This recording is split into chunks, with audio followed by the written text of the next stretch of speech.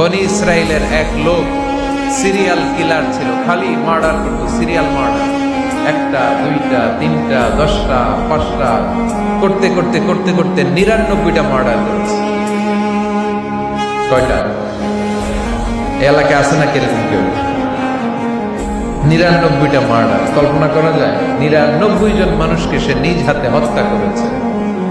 99 murder করার পরে তার মনে ভয় আসলো, হায়রে না জানি আল্লাহ আমার সাথে কেমন আচরণ করে আখিরাতে, আমার তওবা আছে কিনা কপালে জানি না, আমার তো ক্ষমা নাই, কি করব আমি? তো সে লোকজনদেরকে জিজ্ঞেস করলো আমার ক্ষমা আছে কিনা, এটা কে বলতে পারবে, আমাকে আল্লাহ মাফ করবে কিনা?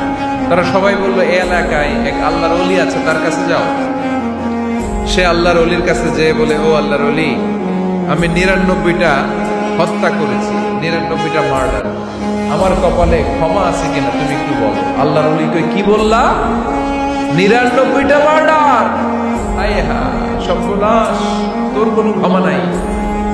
এবার যে মার্ডার করছে ও কয়, আমার যেহেতু ক্ষমা নাই, তোরে বাঁচায় রেখে গেলাম কি, তোরেও দিলাম শেষ করে, এবার সেঞ্চুরি করে বানাইছে।